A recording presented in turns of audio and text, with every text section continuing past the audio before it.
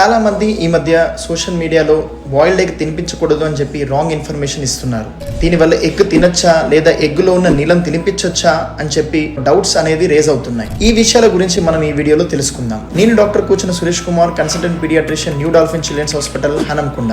ఉడకబెట్టిన ఎగ్ అనేది పిల్లలకి చాలా అవసరం. పిల్లలకి ఎగ్ అనేది 8-9 నెలల నుంచి స్టార్ట్ చేసుకోవచ్చు. ఎంత తొందరగా స్టార్ట్ చేస్తే అంత మంచిది. లేకపోతే స్మెల్ వల్ల పిల్లలు తినడానికి ఇష్టపడరు. ఇప్పుడు పిల్లలకి ఎగ్ ఎంత ఇంపార్టెంట్ అనేది క్లియర్ గా తెలుసుకుందాం. ఏ ఫుడ్ కైనా కొన్ని క్వాలిటీ టెస్ట్ అనేవి ఉంటాయి. దాంట్లో ముఖ్యంగా net protein utilization, NPO score and biological value అనేవి ఉంటాయి. ఎగ్ లో నెట్ ప్రోటీన్ యూటిలైజేషన్ వచ్చేసి 94 to 95% స్కోర్ ఉంటుంది అండ్ బయాలజికల్ వాల్యూ వచ్చేసి 100% ఉంటుంది. బయాలజికల్ వాల్యూ అంటే ఏంటి?